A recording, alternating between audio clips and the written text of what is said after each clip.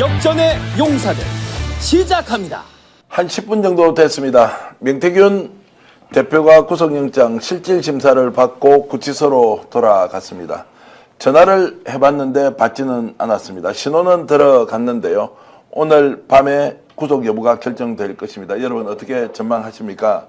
현장에 나가 있는 기자들에게 물어보니 4명 다 구속될 수 있고 1명 정도는 구속을 면할 수도 있겠다. 사건 전반에 대해서 시인을 했던 대구시의원 예비후보 이모 씨 같은 경우에는 혹시라도 구속을 면할 수 있겠지만 세 사람은 아마 구속될 가능성이 훨씬 더 높다라고 전망을 했는데요.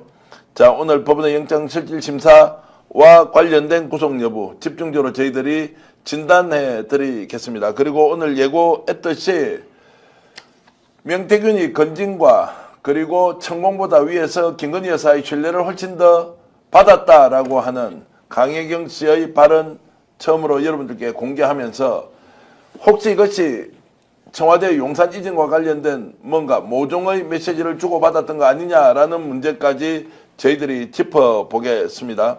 그리고 돈 500만 원의 행방도 지금 애매모호합니다. 자, 김건희 여사로부터 금일봉을 받았다고 하는데 얼마인지 얘기하지 않고 있습니다. 저희들은 500만 원을 받았다는 내용 어제 말씀드렸고 오늘도 좀 더 구체적으로 왜 500만 원이었는지에 대해서 상세하게 설명드릴 텐데 자, 여기에 대해서 정언자들이 있습니다. 그 내용도 오늘 공개하겠습니다. 역전용사 힘차게 출발하는데요. 정말 귀한 두 분 오셨습니다. 송영길 소나무당 대표 오셨습니다. 어서 오십시오. 네, 안녕하십니까. 네, 자, 그리고 구국의 강철 이빨 김종대 전 의원 오셨습니다. 어서 오십시오. 안녕하십니까. 자, 김종대 의원께 바로 여쭤보겠습니다. 자, 명태균 대표 오늘 구속될 것 같습니까? 아니면 자, 도주 우려가 없기 때문에 본인의 주장처럼 도주 우려가 없기 때문에 불구속 상태에서 기소가 될 것인가 어떻게 보십니까? 예, 저는 무단히 구속되고 또 구속돼야 된다. 네. 예, 이렇게 생각이 되고 명태균 씨도 일부 받아들이는 것 같습니다. 내가 구속되는 건 위에서 입 다물고 들어가 있으라는 소리 아니냐. 이렇게 얘기하는 걸 보면은 이제 구속에 대한 마음의 준비도 하고 있는 거고 그게 바로 자기가 사는 길이라는 생각까지 하고 있는 것 같아요. 뭐 억울하다 뭐 이런 얘기는 어제까지는 하더니만 오늘 들어와가지고 이제 저렇게 얘기를 하는 거 보면은 이 구속도 다 어떻게 보면은 내가 이제 감당하고 헤쳐나가는 과정이고 결국은 구속돼야 또 살아날 수 있다. 뭐 이런 암시까지도 지금 주고 있거든요. 네. 그렇다면 본인도 알고 있는 거 아닌가 하는 생각도 좀 듭니다. 자, 어제 그저께까지 제가 직접 명태균 대표 주변을 취재해 보면 구속되면 가만히 있지 않겠다 이렇게 얘기를 하고 있거든요. 뭔가 본인의 녹취록을 숨겨놨다든지 아니면 추가 폭로를 할 수도 있다라고 엄포를 놓고 있는데 이것은 실제 가능한 일입니까? 어떻게 보십니까? 구속을 합의했지 않았겠어요? 구속 안 될 거라고 생각이 않았을 거고 구속은 되되 약한 범죄로 처리하고 별건 수사하지 않겠다. 그리고 창원 3단에 관련된 이권 문제 이것은 덮어주고 대통령과 공모해서 같이 공천 개입한 문제 빼주고 오로지 김영선과의 돈거래 그다음에 지방 의원들 공천 대가 뭐 1억 2천씩 2억 4천 받은 거 이걸로 영장사실이 한정돼 있잖아요. 그걸로 아마 타협을 보고 기소되면 보석으로 빼주겠다. 뭐 이렇게 협상하지 않았을까요? 협상을 했을 가능성이 높다. 자, 오늘 구속영장 실질심사를 받기 전에 명태균 대표가 했던 말이 있는데요. 직접 한번 들어보시겠습니다. 민망한데 어떻게 이야기 해봤어요? 대선 때 돈을 빌렸다고 그래서 갚았다고 강희경 씨가 스픽스에서 얘기를 했어요. 그러면 그 행위가 결정이 돼야 그러면 그거에 대해서 어떻게 연루가 되느냐를 확정을 해야 되는데 살인자가 같은 버스 타다가 내렸다고 해갖고 같은 버스에 탄 사람이 살인자다 그런 구속영장이기 때문에 언론인 여러분들이 너무나 검찰을 흔드니까 그런 어떤 정치적인 언론적인 그런 구속영장이 아닌가 싶습니다. 성실하게 설명하고 나오겠습니다. 검찰의 솔직히 이해가 돼요? 아니, 그래서 제가 지금 법조인이시니까 이해가 하나도 안 돼. 제가 여쭤보고 싶었는데 이게 수돗물 먹은 영향인가? 잘 이해가 메시지가 없어요. 무슨 말인지 잘 모르겠어요. 아니 그러니까 일단은 요거를 좀 말을 짜게 써봐야 되는데 워낙 만연체라 가지고 헷갈리는 거예요. 예. 자, 강혜경이 스픽스 나와서 주장했다고 하는 내용이 뭐냐? 빌린 돈이라는 거예요. 네. 그런데 강혜경 씨는 그런 주장 한 적 없죠. 예. 예. 그러니까 강혜경 씨한테 여전히 미루려는 거고 다 그쪽 얘기지. 그리고 빌린 돈 뭐 안 되면은 빌린 돈이라고 얘기하면 되는 거지. 나는 상관없다. 정치 자금 아니다. 잠깐 빌린 돈이라고 누구한테 빌린 돈이라는 이야기입니까? 아니 저기 강혜경 씨가 그 저기 스픽스 나와가지고 예. 그 세비 반띵한 거는 빌린 거라는 걸 갚은 거라는 걸 강혜경에게 취지로 빌린 돈을 얘기했다는 보니 갚았다. 이제 이 얘기 아닙니까? 예. 예, 그런데 이거는 강혜경 씨 주장에 대한 곡해입니다. 강혜경 씨는 그런 식으로 주장하지 않았어요. 예. 일부는 자기가 빌려준 게 맞아요. 강혜경 씨도 차용증도 썼고. 그러나 이거는 흘러 명태균 씨한테 간 돈입니다. 요거는 일단 사실관계가 이건 다 밝혀진 건데도 지금 딴소리 하고 있어요. 명태균이 명확히 50% 조금이라도 틀리지 않도록 수차례 게 나오잖아요. 네. 예, 그래서 이 부분도 아, 이게 그렇고, 참 그 다음에 뭐, 저기, 나중엔 뭐, 퉁치고 가는 건 이런 거죠. 검찰을 언론이 너무 흔드니까. 그래서 검찰도 어쩔 수 없이 구속하는 거다. 영장을 치는 거다. 뭐 이런 식의 얘기죠. 어쨌든 고시 출신이고 법조인이지 않습니까? 근데 저렇게 설명하면 저희들 같은 보통 사람 도저히 알아듣지를 못하겠어. 무슨 얘기를 하는지. 이거 판사님도 못 알아먹겠죠. 판사도 못 알아보고. 못 알아먹으면 그거 위험합니다. 아주. 제대로 논리적으로 소명을 하셔야지. 그러니까 영장이 발부되겠죠. 예. 저 아무래도 저 본인이 저 구속을 자초하는 느낌이에요. 자, 송 대표님, 의도적으로 저렇게 하는 겁니까? 아니면 실제 본인의 생각이 저런 것인가요? 어떻게 봐야 됩니까? 의도적으로 저렇게 하는 게 본인이 좀 더 유리해지는 게 있습니까? 아니면 사안에 대한 인지를 저 정도밖에 못 하는가요? 거짓말을 하는 거죠. 거짓말을 하는 거다. 거짓말을 이제 반복하면 자기도 믿게 되는 거니까. 예. 그런데 이제 논리적이지 않다는 거는 예. 본인도 이거를 조목조목 소명하지 못해요 지금. 그렇죠. 저번에 예. 검찰 아니, 소환당할 그렇죠. 땐 예. 더 못 알아듣겠더라고. 예. 아예 주어 목적어가 다 엉켜요. 아예 어법에 맞질 않아요. 아니 근데 저도 이제 저도 5선 국회의원을 했죠. 예. 저분하고도 자주 제가 초선 때 김영선 의원이랑 같이 일본 문무성 초청으로 일본을 일주일 동안 방문한 적이 있습니다. 그때 이 얘기를 해보면 그때 의정 활동하더라도 좀 총기가 있었고 여든 야든 간에 서로 기본적인 공감대가 잘못된 걸 인정하고 변명하고 이런 거라도 있었는데 예. 윤석열 정권 들어와서 아예 이쪽 세력들 게 없어진 것 같아요. 아예 뭐 윤석열 본인부터 뭐 바이든이라 해놓고 난리맨이라고 하고 있고 이번 연설에도 김영선 공천해라고 자기 말로 해놓고 안 했다고 그랬다가 또 했다 하면 어쩌냐 그러고 그러니까 이게 정상이 아닌 거죠 이 세력들이. 그걸 또 국민의힘이 솔직하게 대통령이 기자회견 잘했다고 박수치고 있고. 그래서 김정래 의원 네, 이런 생각이 좀 듭니다. 김영선 의원이 저렇게 하는 행동이요. 네. 법적으로도 별로 도움이 안 될 것. 국민적 감정으로 보면 도저히 용납이 안 되는 변명도 저런 변명이 어디 있습니까? 그러면 최소한 뭔가 타인에 의해서 뭐 고소 고발이 되었든 아니면 사법 처리를 받게 되면 사건 전체에 대한 개요는 이해를 하고 지금 답변을 해야 되는 거 아니에요? 저는 사건 전체에 대한 개요 자체도 잘 모르는 사람 같다는 생각이 들더라고요. 네, 그러니까 뭐 완전히 논리가 무너졌기 때문에 예. 이번에는 짧아서 그렇지 저번에 장황하게 40분간 얘기했지 않습니까? 예. 검찰 소환 때. 이때는 이거 들어줄 수 있는 인내심이 가진 사람이 거의 없어요. 이번 윤석열 정권을 통해서 얻은 소득이 있다면 서울법대 출신들이 대부분이 뭐 다는 그렇지는 않겠지만 대부분이 멍청한 놈들이구나.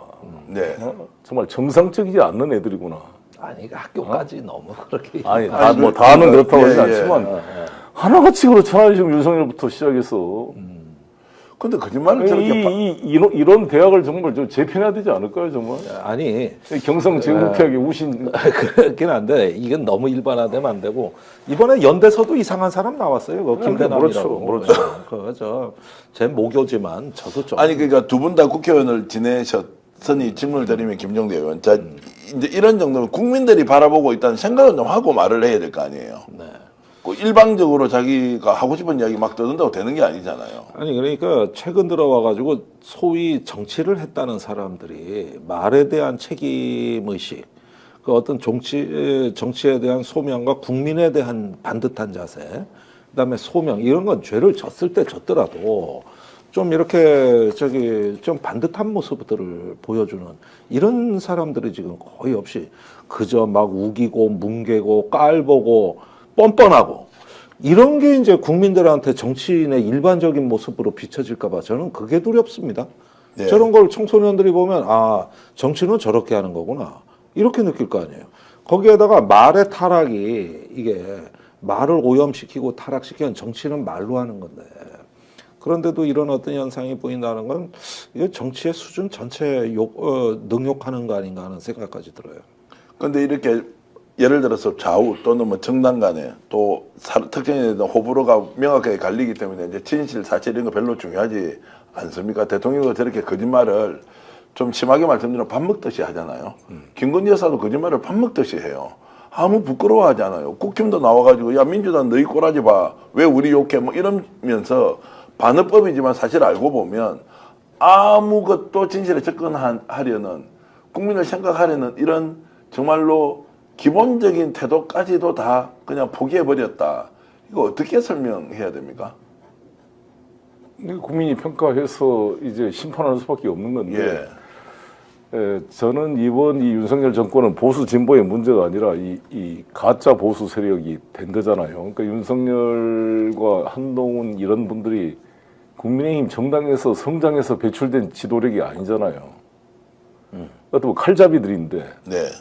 자신의 권력을 이용해서 문재인 정권을 숙주 삼아서 속여가지고 자신의 권력을 키워가지고 기회를 호시탐탐 엿보다가 권력을 찬탈한 거잖아요, 지금. 예. 근데 이제 특히 검사들은 자신들이 기소 독점권을 가지고 있고 자기들이 결정하면 진리라는 그런 오만들이 섞여 있다 보니까 아예 자기들의 말은 법 위에 있는 존재로 이렇게 훈련이 된 게 아닌가 이런 생각이 들어요. 네. 그리고 이제 그러니까 김건희 같으나 최원수 씨 같은 이런 범죄 혐의가 많고 그런 사기 행위를 하는 사람들은 꼭 검사가 필요한 거죠. 사유를 남편으로 데려오니 사유로 데려와서 이제 공생 관계가 되는 거잖아요. 이 권력과 범죄가 서로 연합을 해서 사실상 범죄 공동체가 만들어진 거거든요.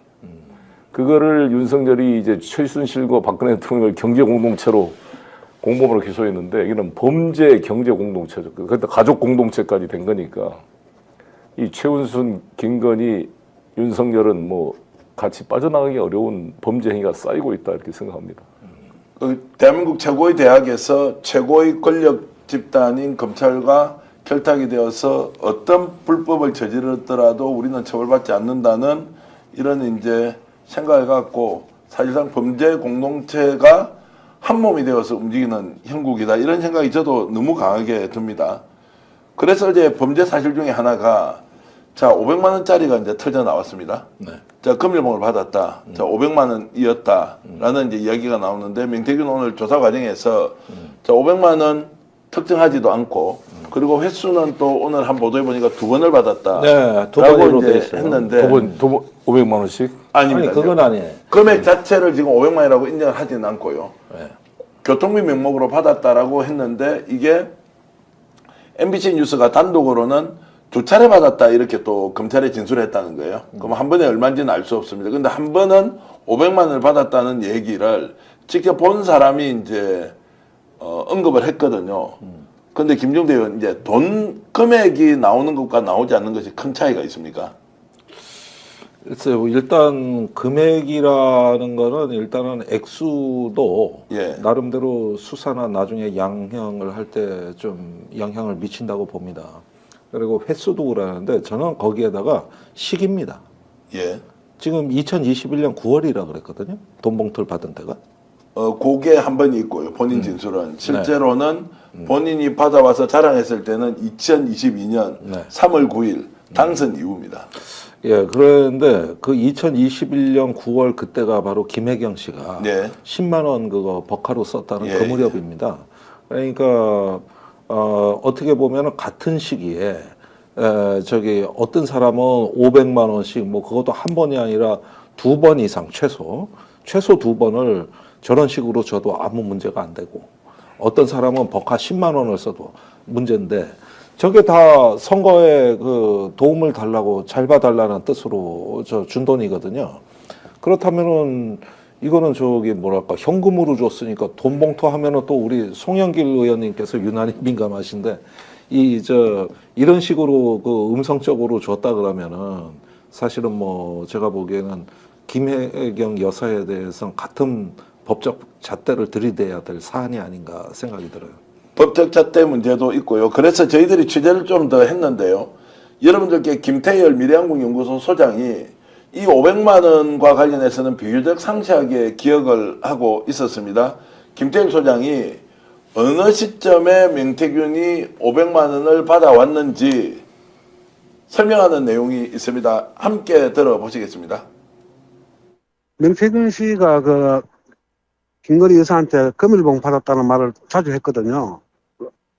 그 시기가 언제냐면은 대선 조사한 거 가지고 영수증을 가지고 받으러 가고 나서 돈을 못 받았어요. 못 받아오고 나서 그리고 한 얼마 시간이 좀 흐르고 난 다음에 명태균이가 사모님이 전화가 왔다고 가만 뭘 선물을 주려고 그러나 하면서 전화가 왔다고. 그래서 그러고 나서 한 며칠 있다가 둘이 같이 올라와가지고 그 다음 날인가 내려와서 금일봉 받았다 봉투를 그런 말 하더라고요. 아니 그 봉투를 금일봉 받아왔다는데 뭐 얼마짜리냐고 내가 완전 인수위 기간에 사모님이 금일봉이면 뭐 백지수표 아니야? 농담에서 그런 말을 물었거든요. 그게 아니라고 500만 원이다 그러더라고요. 자, 여러분 들어보셨겠지만 저 내용을 뭐 소설로 쓰기는 굉장히 어렵고 이제 인수위라고 하면 이제 당선되고 나서 여사가 전화가 와서 올라간다는 내용을 이야기하고 누군가 동행해서 올라갔고 봉투를 받아왔는데 500만 원이 들었다는 것을 아마 동행자가 그것을 봤다 뭐 이제 이런 내용입니다. 그래서 인수위 시절에 받았으니까 그 금일봉에는 혹시 백지수표가 있는 거 아니냐. 자, 저 정도 구체적으로 얘기를 한다는 것은 누가 소설로 쓰기는 어려운 거 아닙니까? 일단 명태균 본인의 말입니다. 명태균이 저렇게 네. 전했다는 거죠. 그렇죠. 본인의 말이고 강혜경 씨도 마찬가지예요. 그다음에 증거물이 하나 나온 게 있어요. 압수수색 때. 그 봉투를 받아온 코바나 컨텐츠 봉투가 검찰이 발견을 한 거죠. 예. 그래가지고 수사 과정에서 두 번이라는 것도 검찰이 밝혀낸 겁니다. 이렇게 보면은 이 말과 그 단서들이 다 일치가 돼요. 예, 일치가 되고 또 명태균 씨가 스스로 과자값이라 그랬어요. 그리고 또 한번 옷값이라 그랬다고요. 그러면서 과자값 주는 거를 자기가 어떻게 액수를 기억하냐, 그걸 어떻게 카드로 받냐, 당연히 현금이죠. 이건 MBC에 본인이 시인한 거예요. 그러면은 이거는 사실로 확정해도 무방하죠. 네. 네. 자, 그래서 저희들이 강혜경 공익제보자에도 물었습니다. 이런 내용 들어본 적 있나라고 했을 때 짧게 대답을 했는데요. 강혜경 씨는 이 500만 원에 대해서 어떻게 기억하고 있는지 500만 원은 기억을 하지 못했는데 이 돈을 받아오고 난 뒤에 직접 명태균으로부터 들은 얘기가 있습니다. 여러분도 함께 공유해 보시겠습니다. 저 김건희 여사한테 금일봉을 받았다 하길래 제가 얼마 받으셨네요. 저하고 나누셔야 되는 거 아닙니까 했었어요. 그랬더니 황금이 시집갈 때 보탤 거랬어요. 웃으면서. 자, 이제 이 말씀은 돈의 출발 지점은 김건희 여사.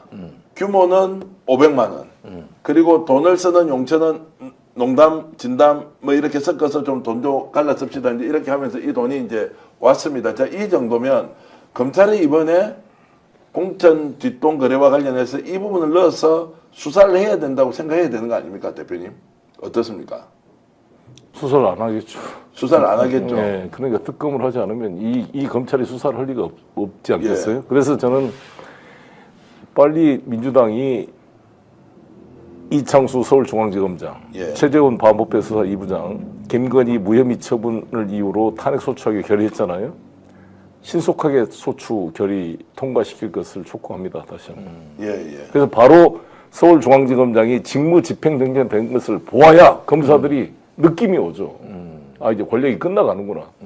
잘못하면 나중에 특검 때 자신들의 직무유기 모든 행위가 다시 한번 스크린 되겠구나. 예. 이런 생각을 해야 그래도 그 양심 있는 검사들이 저항을 하고 수사를 제대로 해보려고 노력이라고도 하고 안 되면 근거 자료라도 편철해서 나중에 특검이 조사할 때 찾아낼 수 있도록 숨겨놓을 것입니다. 네.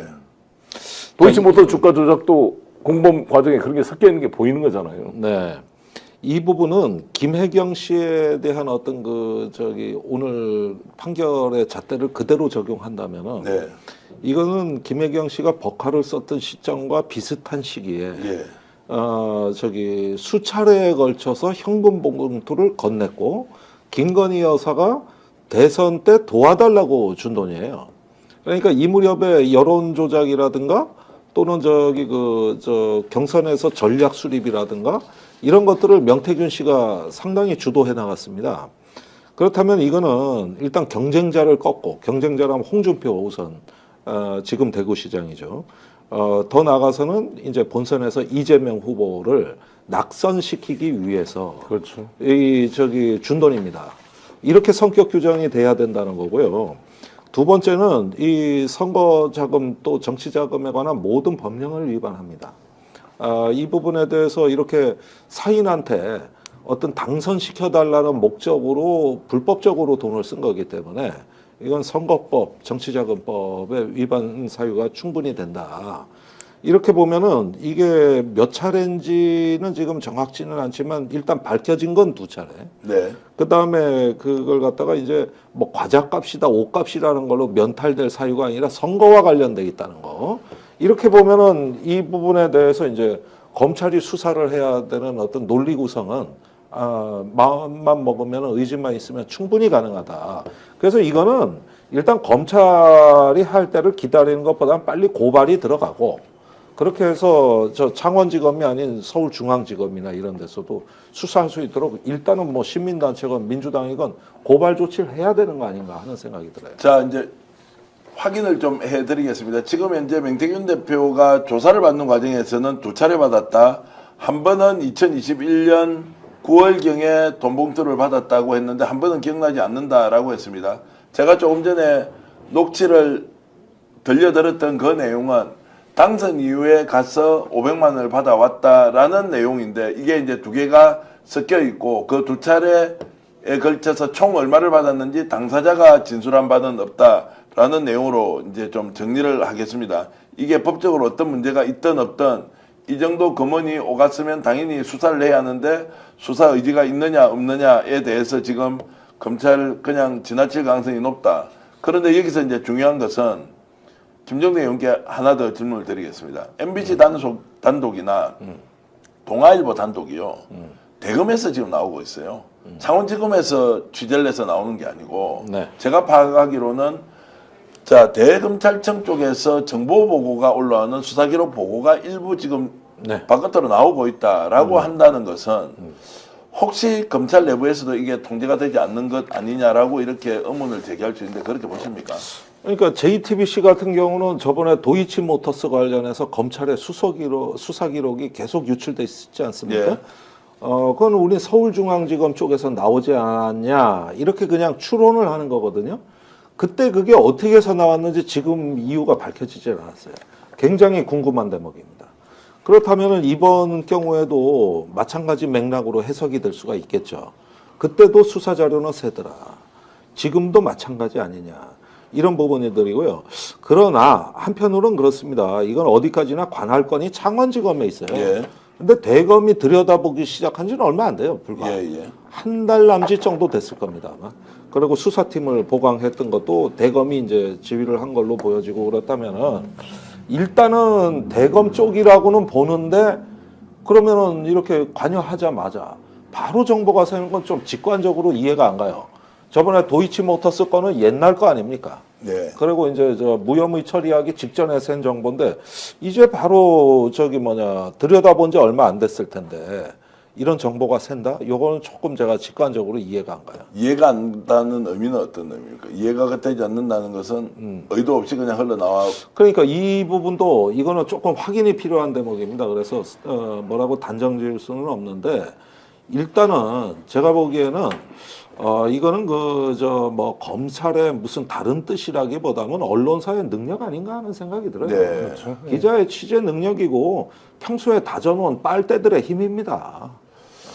그렇게 자, 봐야죠. 그리고 이제 수사 과정 또는 이제 변호사하고 명태균 대표가 상의하는 과정 이런 데서 정보를 좀 이렇게 파악을 해보면 유독 돈 문제가 많이 나오는데 돈 문제가 다른 게 아니고 바로 김영선 의원에게 돈을 한 2억 원 정도를 빌려줬는데 이거를 돌려받지 못했다. 이거 돌려받아야 하는 과정에서 김영선 의원이 약속을 지키지 않았다라고 하면서 지속적으로 돈을 돌려달라고 하거든요.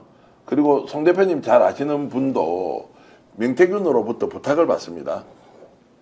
그 모 교수는 김영선 만나면 이 돈을 좀 돌려달라고 해달라 이렇게 부탁까지 받았던 적이 있다는 겁니다.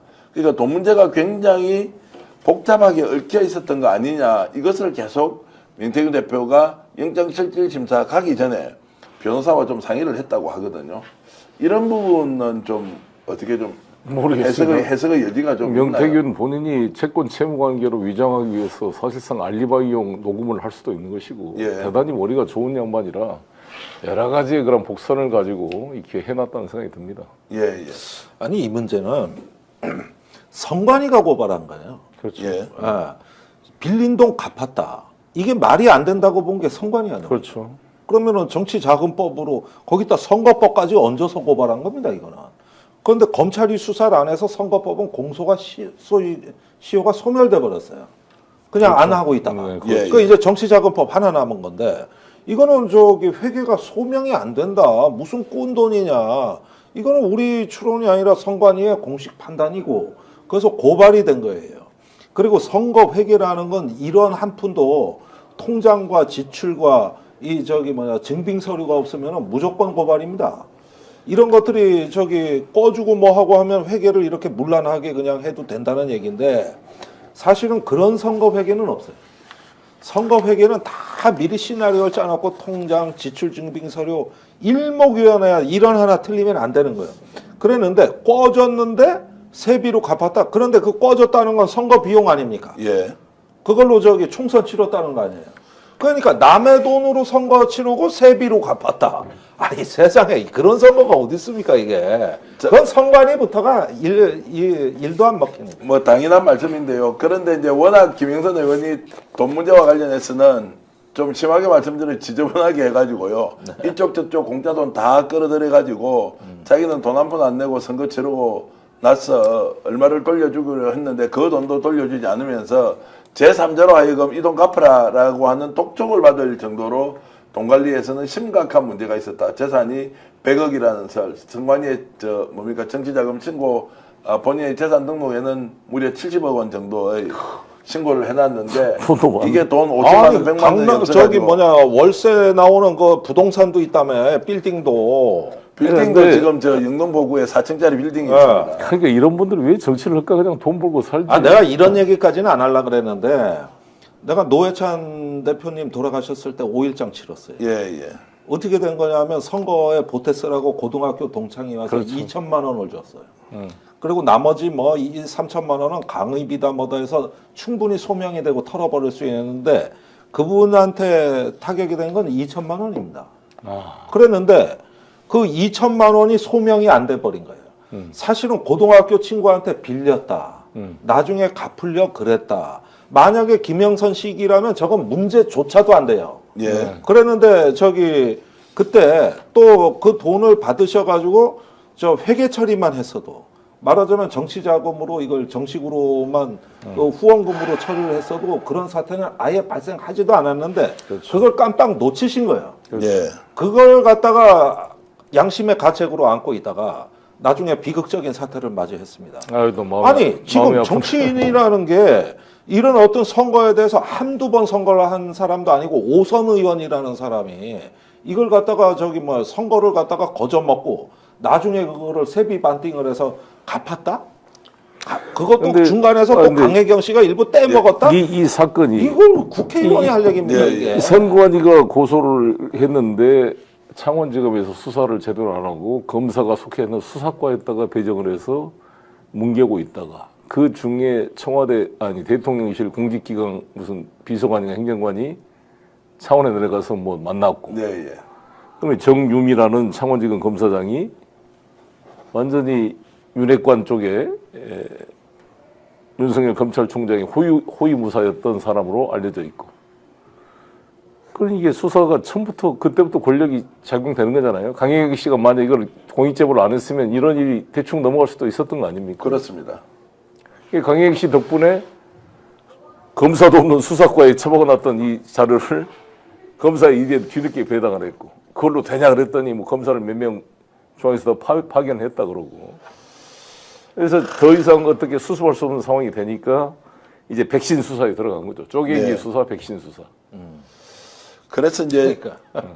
자, 지금 백신 수사란 말은 저 시청자들 모르시는 분이 있으니 설명을 좀 해주세요. 백신 수사. 예. 검사의 권력이라는 게 기소 독점주의, 기소할 수 있는 권력도 있지만 기소를 안 할 권력도 무서운 권력입니다. 아무리 죄가 있더라도 봐주려면 봐줘버리는데 도저히 봐줄 수 없는 상황이 되면 약한 범죄로 기소를 하는 거죠. 네. 예를 들어서 라임 사태 때 나의엽 검사라든지 이게 그때 김봉현이라는 그 업자와 같이 청담동 룸사롱 유흥업소에서 술 대접을 받던 검사 3명이 있었잖아요. 근데 이 나의엽 검사가 나중에 김봉현의 남부지검의 주무 검사가 됩니다. 그러면 이거는 사전 수뢰죄잖아요. 그렇죠. 근데 뇌물로 기소한 게 아니라 청탁금지법 위반을 기소해서 100만 원 이하로 99만 원 그래가지고 2명은 빼버리고 그것조차 해서 무죄를 받게 해서 올라갔던 게 대법원에서 술 계산 잘못했다 그래서 파기가 된 거잖아요. 네. 이게 대표적인 백신 수사. 예. 약한 걸로 수사해서 기판력이 만들어지면 일사부재리 원칙에 따라 다른 걸로 나중에 기소를 못하게 만드는 예방주사 역할을 하는 수사. 이게 백신 수사인데 그런 수사를 하는 거죠. 네. 금모래님께서 예예 말씀하십시오. 사실 다시 아까 김영선 예. 의원 문제로 들어가서 애시당초 이 사건은 말이에요. 나라를 이렇게 뒤흔든 명태균 게이트는 김영선 의원이 젠틀하게 자기 선거 비용 자기가 되는 그 당연한 일만 했으면 아시당초 터지지도 않을 일이었어요. 맞습니다. 네. 그 상식적이고 간단한 일을 안 해가지고 지금 이 나라가 뒤흔들리는 전대미문의 사태를 맞이한 겁니다. 난 이게 얼마나 나쁜 사람들이냐. 근데 70억 재산이 있는데 왜 그랬을까? 아니 그런데 밥도 사실은 안 삽니다. 밥도 안 사요? 안 사요. 옛날에 뭐 200억도 신고하고 그랬는데 사실은 부모 재산이 많이 들어와요. 130억 정도 예. 들어가 있습니다. 그러다 보니까 이게 재산이 자산가인 거는 맞는데 정확하게 이게 통장이 누구한테 있는 건지는 좀 모호해요. 그리고 그런 어떤 그 재산에 비해 가지고 너무 돈이 없는 태를 낸단 말이에요. 네. 김영선 의원이. 그러니까 무슨 얘기냐면 자기 선거 비용을 자기가 돈을 한 푼도 안 낸 거예요. 이러니까 이제 명태균, 강혜경 뭐 이런 데서 어떻게 했는지는 모르겠어요. 그러고 나가지고 이제 어떻게 보면은 뒤처리는 김영선 의원이 했었어야 돼. 깔끔하게. 예. 그랬는데 미루고 하다가 결국은 명태균 파일이 터진 겁니다. 지금 사태가. 조금 더 부연해드리면 자기 돈으로 선거 안 치르고 명태균 돈으로 선거를 치르게 해놓고 이 돈을 갚는 과정에서 국회의원 되고 나서 이권이나 이런 것들 저런 것들 개입해서 돈을 벌도록 해주겠다라고 약속한 바가 있고 그 전에 공짜로 그러면 선거를 치르게 하는 그 명태균의 돈을 가지고 오는 과정에서 자 문제가 생겼다 또 거슬러 올라가면 그 공천을 받아주기 위해서 3억 7,520만 원의 공짜 여론조사를 해줬고 그 대가를 또 공천으로 받아왔어. 말 그대로 이제 거래를 매우 복잡하게 한 것이 원인이다. 이제 이렇게 볼 수 있는 거고요. 그러면서 지금 이제 김영선 의원은 하나같이 나는 아무것도 모른다라고 가버리니까 자 한쪽에서는 명태균은 2억 원 돌려달라 그러고요. 강혜경 씨도 실제로는 정치자금 통장에서 김영선 의원으로부터 받아야 되는 돈이 한 1억 2천만 원 정도 되는 거예요. 의원 생활을 하면서도 한 푼도 자기 돈을 안 쓰고 남의 돈을 빌려서 계속 활동을 해왔어. 지역구에 가면 뭐라는지 압니까? 지역구에 있는 당협에 있는 당원들이요. 김영선 의원한테 정말로 커피 한 잔만 얻어먹으면 좋겠다. 거기 가서도 내 카드 안 가져왔다고 다 얻어만 먹는 거예요. 약간 이건 심리적으로 아니 심리적인 게 아니라 저도 그런 류의 자산가들을 많이 보는데 수백 수천억 부자가 진짜 택시비가 없어요. 이런 경우는 어떤 경우냐 하면은 자기 재산은 자산으로 묶어둔 거예요. 예. 이거는 평생 무덤까지 가져갈 자기 자산이라고 믿고 나머지를 갖고 수입 지출을 계산하는 사람들이에요. 예. 그러니까 자기 선거를 치른다면 내 자산을 매각을 한다든가 처분을 해서 그 돈을 갖고 미래에 투자하는 개념이 아니에요. 예. 그건 원래 굳은자요. 이렇게 해놓고서 나머지를 갖고 수입 지출을 본다니까요. 어쨌든 참 전대미문의 정권에, 전대미문의 사건에, 전대미문의 국회의원까지 등장하는 이 장면을 보면서 참 국민 여러분 어떻게 우리가 살아야 되겠는지 정말로 여러 가지를 동시에 생각할 수 있습니다. 지금 13,000명의 동시 접속자가 지금 들어와 있습니다. 대표님의 인기가 대단하십니다. 송 대표님 막 격려하는 분도 많고요. 그리고 김종대 의원의 힘을 저도 크게 느끼고 있습니다. 여러분들 좋아요 누르지 않았다면 좋아요 한번 눌러주시면 더 많은 분들이 동시에 볼 수 있는데요. 지금 13,000분이 들어오셨는데 좋아요는 4,000분 돼 있습니다. 지금 좋아요 좀 눌러주시면 한 5, 6,000분 쭉 올라가면 국내에 계신 시청자 여러분들 함께 여러분들과 방송 볼 수 있고요. 댓글 나눌 수 있습니다. 불멸님, 그리고 김도희님, 아티님, 그리고 희님, 김성훈님, 연주님, 거바일천님, 뚝심님, 정다은님도 송영길 이렇게 해서 느낌표 주셨습니다. 김미솔님 고맙습니다. 파란나라님, 김옥주님, 이지우님, 최경수님, 에렌님 늘 이렇게 오시네요. 유창성님 스픽스 화이팅 감사드리고요. 송영길님 지원 지지합니다. 정우성님도 감사드립니다. 선둥님, 경아님 좋아요 구독 눌렀다고 해주셨네요. 양우재님, 김영자님, 경민님, 김영기님. 자, 오늘은 우리 방송 어디에서 보고 계십니까? 서울입니까? 부산입니까? 대구입니까? 광주입니까? 인천입니까? 아니면 대한민국 어느 도시에서 이 방송 보고 계십니까? 해외에서 이 방송 시청해 주시는 분들은 어디십니까? 미국인가요? 캐나다, 일본, 오스트레일리아, 그리고 중국, 필리핀, 베트남, 독일. 와, 전 세계에서 많은 분들이 봐주시는데 여러분 어디 계신지 수원 이렇게 주셨고요. 천안, 경기도 파주, 부산, 경주, 청주, 당진, 포항, 상하이, 충주, 청학동, 구미, 어유 너무 많은 분들이 이스라엘도 올려주셨습니다. 미국 동부 쪽 어디 델라웨어에서도 주셨고, 대구 달서구에, 그리고 천안, 영주, 대구 북구, 부산 북구, 그리고 경주, 경북, 우간다에서도 보고 계시네요. 김평환님은 베트남 하노이에서 이렇게 보고 계십니다. 유제니님 고맙습니다. 성남에서 정우선님도 주셨습니다. 알래스카도 있네. 알라스카도 있고, 이하님은 밀라노도 계시고요. 시카고에서 주시고, 와 정말로 전 지구적 방송, 전 지구적 방송 여러분들과 함께 나누고 있고, 아마 오늘 이렇게 이제 한 20만 명 정도가 볼 텐데요. 마지막까지 최선을 다해서 저희들 열심히 취재한 내용 여러분들과 함께 공유하겠습니다. 전 세계 어디 계시든 대한민국 국민으로서의 자부심, 그리고 대한민국을 더욱더 발전시키겠다는 그런 정말로 애국심을 가지고 함께 방송 만들어 가겠습니다. 여기서 이 사건의 본질이 흐려지지 않도록 정리가 필요한데요. 네. 이 사건의 본질의 핵심은 김건희잖아요. 네. 이준석이 악의 축이 아니라 김소연 변호사가 이렇게 본질을 흐리고 있는데, 우리 헌법 제8조 4항에 따르면 정당은 민주적으로 움직여야 됩니다. 국고의 지원을 받고 있습니다. 특히 1당 국민의힘, 민주당과 2당 국민의힘은 몇백억이 되는 국고 지원을 받고 있는 공적 조직이잖아요. 그럼 공천 절차 자체가 민주적으로 결정이 돼야 되는데, 지금 대통령이 개입을 해가지고 공천 과정을 완전히 왜곡시키고 사천을 한 거잖아요. 그리고 그것을 책임져야 될 당대표인 이준석 대표가 왜 당의 스스로 대표로서의 결정권을 가지고 외부의 개입을 차단하지 못하고 끌려갔는가? 그때 왜 문제 제기를 하지 싸우지 않았는가에 대한 자기 반성과 고백이 필요하고, 분명한 사과와 함께 이 실체를 밝혀서 김태우부터 시작해서 대통령이 노골적으로 구청장, 시장 개입했다고 오늘 이야기한 거 아닙니까? 그러면 저도 지금 기소돼 재판받는 검찰이 나를 9년을 구형하면서 뭐라 그랬냐?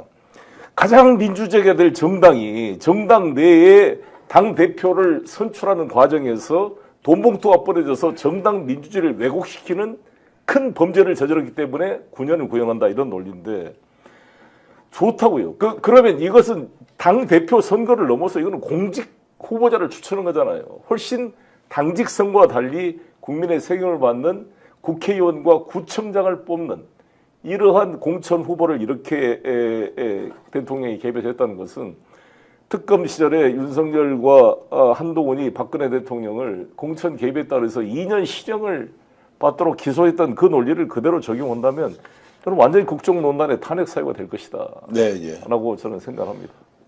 이 말씀 절대 잊지 말고요. 중심에는 김건희 여사가 있다. 그 당시에 이제 국민의힘에서 누가 주도하면서 이 일을 정말로 진두지휘했는지 좀 따져봐야 할 것 같고요. 자, 오늘 여러분들께 처음으로 공개하는 내용일 수도 있습니다. 자, 명태균이 청와대 가면 뒤진다라는 이야기를 했죠. 네. 그리고 그 과정에서 명태균이 평소에 건진과 천공보다 본인이 훨씬 더 신임을 받고 있다는 내용의 얘기를 했다고 합니다. 저희들 강혜경 씨로부터 들었던 얘기 준비해 놓고 있는데요. 문제는 김정대 의원이 지금까지 문제를 삼았던 청와대 용산 이전과 관련된 부분 절대 놓칠 수는 없다라는 측면에서 김건희 여사가 공천 개입한 것도 사실이지만 명태균의 발언을 통해서 김건희 여사가 청와대 용산 이전에 깊숙이 개입한 것 아니냐라는 의혹을 제기하면서 저희들이 계속 추적을 해보려고 하는데요. 강혜경 씨가 어떤 말을 했는지 직접 들어보시겠습니다.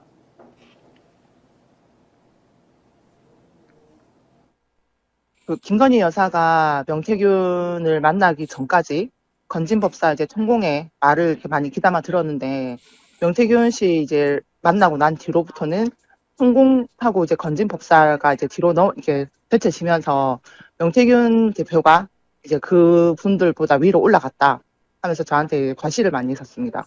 여러 번 했었어요. 근데 녹취는 지금 건진만 나와 있는데 이제 직접적으로 사무실에서 얘기했을 때는 천공과 건진은 본인보다 아래다, 내가 위다라는 얘기를 많이 했었어요. 자, 이게 이제 어떻게 나왔냐면 김정대 의원. 네. 지금 명태균 대표의 녹취를 쭉 이렇게 보니까 거기에 건진이 김영선 공천을 줬다. 말도 안 되는 소리다라고 막 하는 장면이 나오거든요. 예, 그거 봤습니다. 그러니까 건진 이야기를 하죠. 그리고 천공 이야기는 한 번도 녹취에는 없는데 평소에도 천공보다 본인이 위에 있다. 김건희 여사 자신을 더 신뢰한다. 이제 이런 이야기를 했는데 여기까지는 이제 허언일 수 있습니다. 그런데 청와대 들어가면 뒤진다라는 이제 이 말을 하고 무슨 뭐 북악산과 뭐 이렇게 산세를 보니까 머리가 어디로 꺾여 있다 이런 이야기를 하지 않습니까? 바로 연결되는 게 청와대 용산 이전과 관련된 김건희 여사의 개입 문제입니다. 이제 이 문제를 좀 어떻게 보십니까?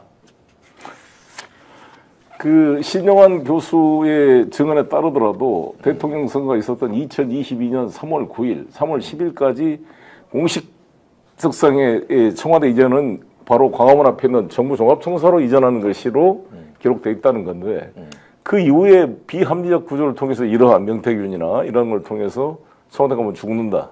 예. 풍수지리 해가지고 아주 공식적 조직의 논의 절차 없이 갑자기 용산으로 결정된 거잖아요.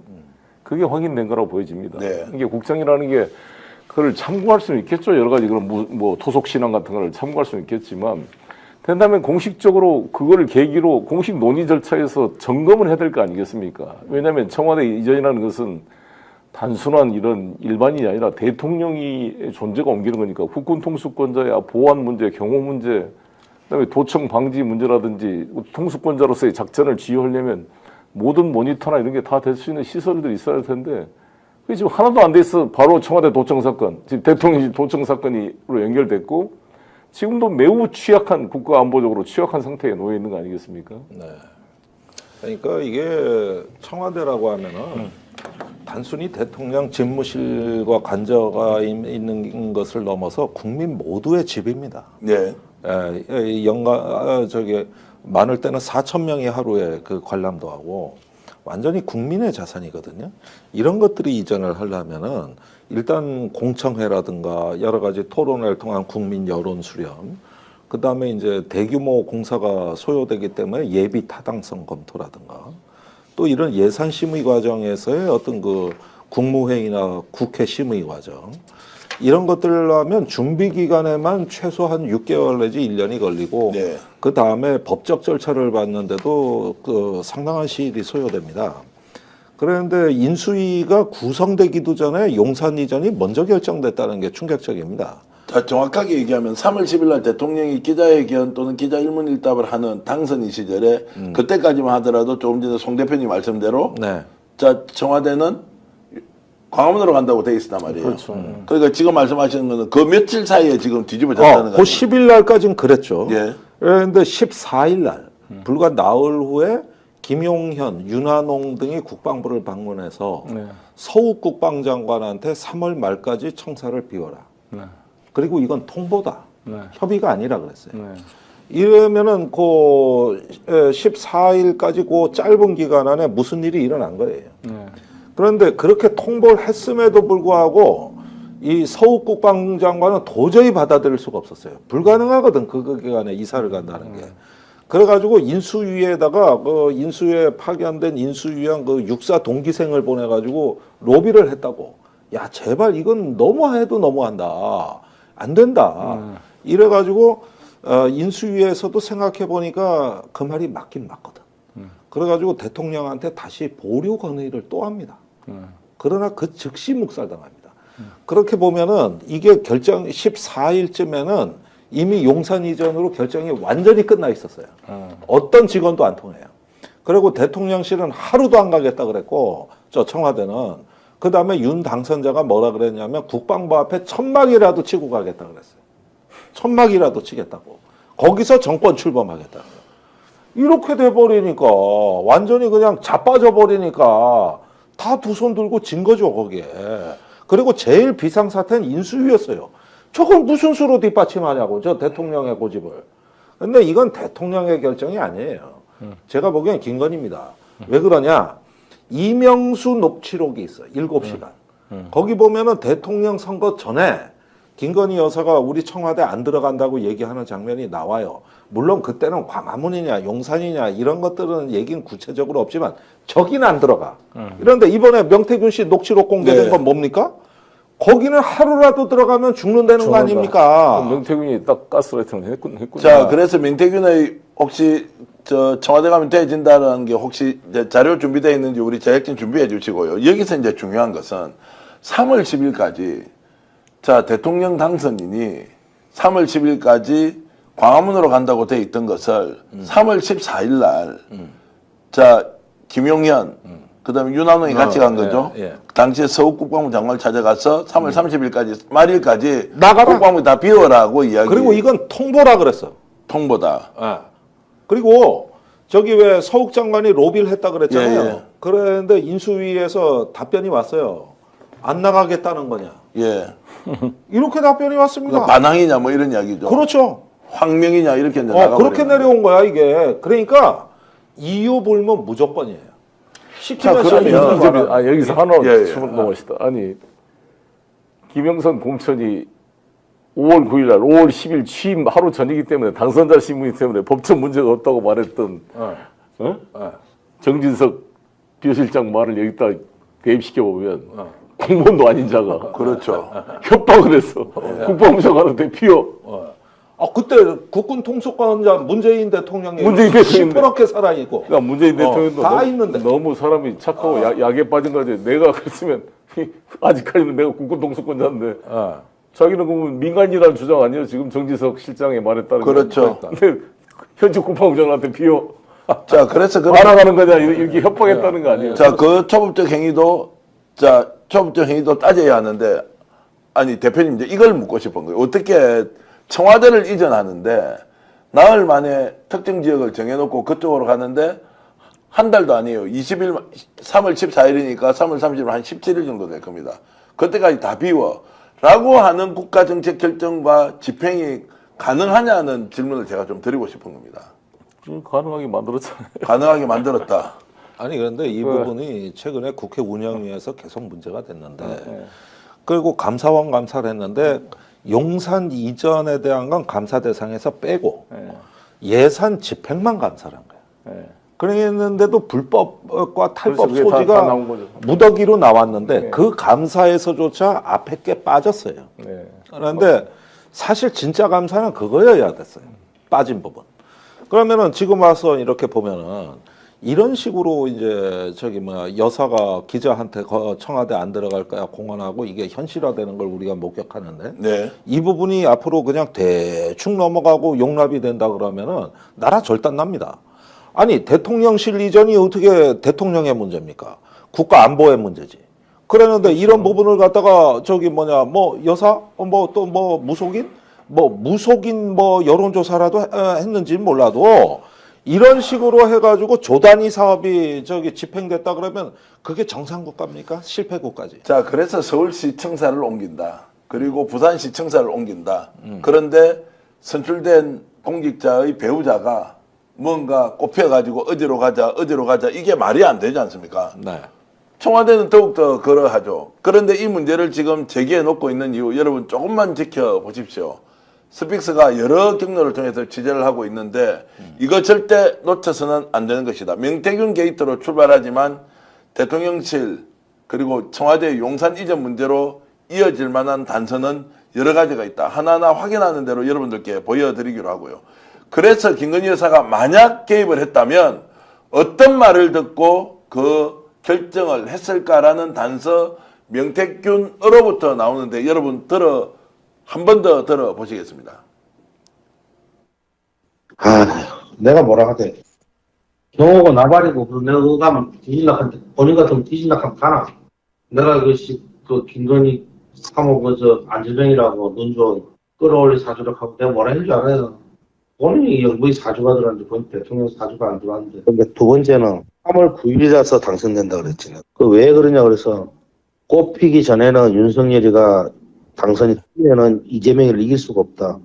그래가 함 교수 전화 왔어요. 진짜 뭐 하루 이틀 지났으면 접혔다 이거였어. 내가 얘기했잖아요. 그 청와대 뒷산에 백악산은 좌로 대가리가 꺾여 있고 북한산은 오른쪽으로 꺾여 있다니까. 김정일 위원장 사무실에서 보니까 15층이니까 그 산 중턱에 있는 그 청와대 딱 잘 보이대.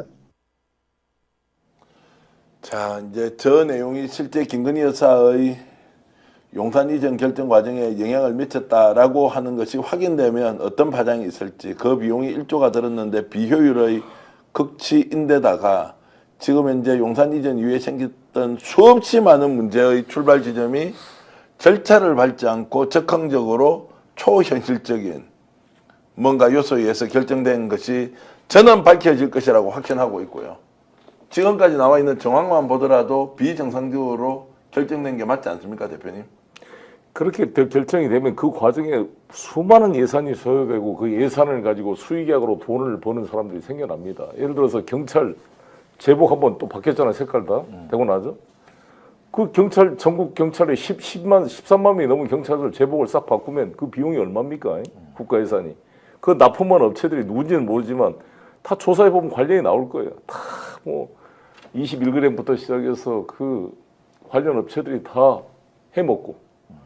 그러니까 거의 해먹는 정도가 이번에 뭐 정신건강 정말 이 윤석열 부부 때문에 모든 국민이 좀 정신건강이 침해되고 있는데 정신건강 뭐 한다고 자기 뭐 김영숙 교수 뭐 이번에 돈 많이 늘어났어. 한양대 무용과 교수가 뭐 관련돼 있다 그러는데 와 정말 이게 범죄 집단이 참을 수 없는 그 탐욕에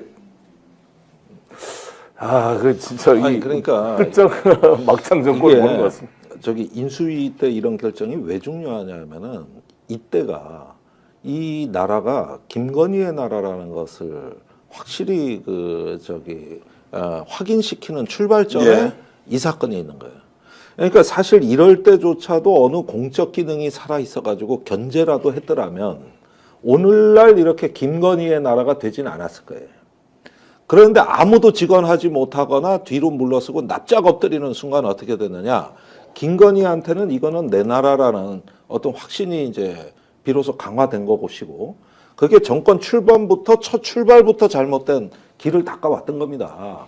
그래서 이 대통령실 이전은 김건희의 사업이고 김건희가 어떤 그 대통령 위에서 국가를 좌지우지할 수 있었던 말하자면 어떤 오늘날 괴물이 된 여사의 어떤 모습을 보게 된 출발선인데 사실은 이런 문제 자체가 그 뒤에도 논란이 되고 했을 때 몇 번 어떤 조금 뭐랄까 정책을 좀 미세 조정을 한다거나 수정을 한다거나 해가지고 시기라도 조정해 나가고 그러면은 여사도 국가 마음이 내 맘대로 되는 건 아니구나. 그런데 아니 어떻게 말 한마디에 그냥 조단위 사업이 그냥 퍽퍽 결정되고 이러면은 그 다음 국정이 어떻게 되겠습니까? 이렇게 해도 되는 게 되는 거예요. 이렇게 해도 되는 나라가 되는 거지. 이게 무슨 공화국입니까? 신정국까지. 자, 그래서 김종대 의원의 말씀처럼 이게 결국 김건희를 통한 대한민국 통치가 이루어진 출발 지점에 아무도 막지 못하고 국가의 체제나 시스템을 100% 붕괴시키면서 1조 이상의 예산을 낭비했던 그 사건이 청와대의 용산 이전이라고 주장합니다. 증거는 하나하나 만들어 오겠습니다. 저희들 웬만하면 명예훼손으로 걸지는 마십시오. 정황들이 워낙 많아서 문제 제기를 하는 것이고 더 많은 언론이 나서서 이 문제 파헤쳐야 합니다. 자, 윤한홍 다 알고 있을 거고요.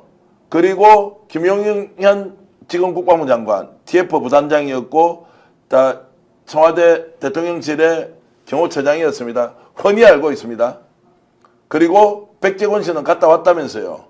천공은 갔다 왔는지 아닌지 구분도 못하고 있죠. 그 외에도 개나 소나 왔다 갔다 했다, 그 당시에. 그것도 정권을 인수를 하지 않은 상태에서 전 정부가 관리하고 있는 육군참모총장 공간 그리고 외교부 장관 공간을 제 집 드나들듯이 군사시설을 막 드나들었어요. 한두 놈이 아니에요. 아니 제가 알아요. 그건 내가 경찰 조사 과정에서 확인한 거예요.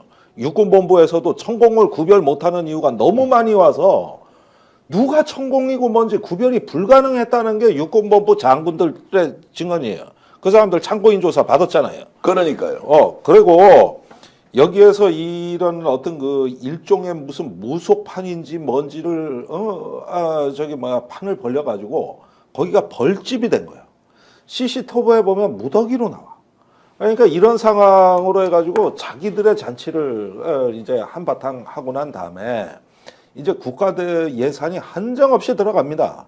계속 수요가 발생하는 거야. 이게 경호처 부대시설, 복지시설부터 해가지고 계속 쏟아부는 거예요. 국방부가 7군데로 짜겨졌어요. 지금도. 한 개 멀쩡한 모처가. 그러니까 어떻게 전시작전 회의를 하겠어 그래가지고. 자, 그래서 그것이 가져온 결과에 대한 그 비정상은 차치하더라도 어떻게 용산으로 이전했느냐 그 과정 하나하나에 대해서 대한민국 모든 언론이 좀 뛰어들어서 취재해야 한다고 생각하고요.